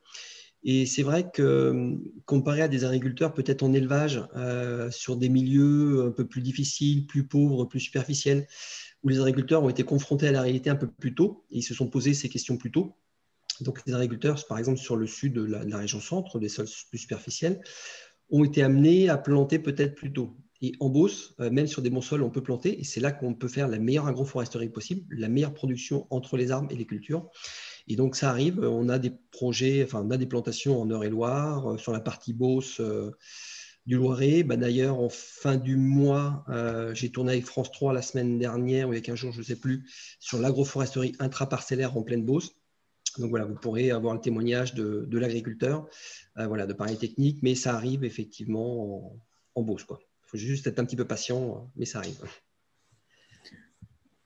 Ok, merci à tous pour vos questions. Les questions qui n'auront pas été traitées seront traitées par écrit sur le site des Assises. Vous pourrez retrouver également sur le site des Assises le replay de ce webinaire qui, j'ai l'impression, a été très apprécié.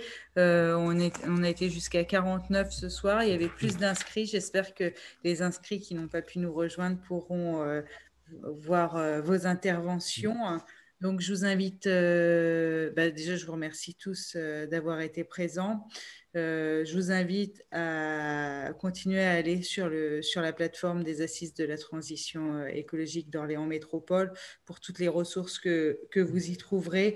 Également pour la suite, là, on arrive à la fin du parcours apprenant. Vous pouvez déposer des idées dans la boîte à idées, des projets également.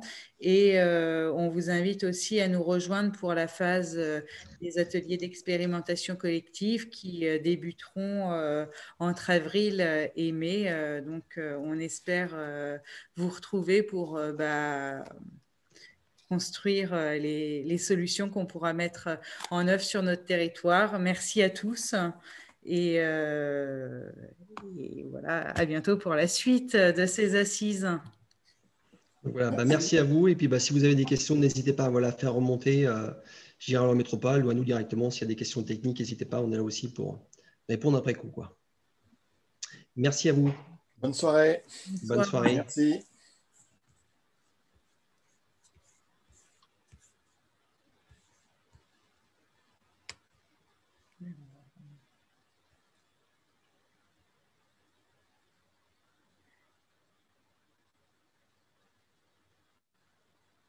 Bon, la plupart des gens étaient bien présents puisque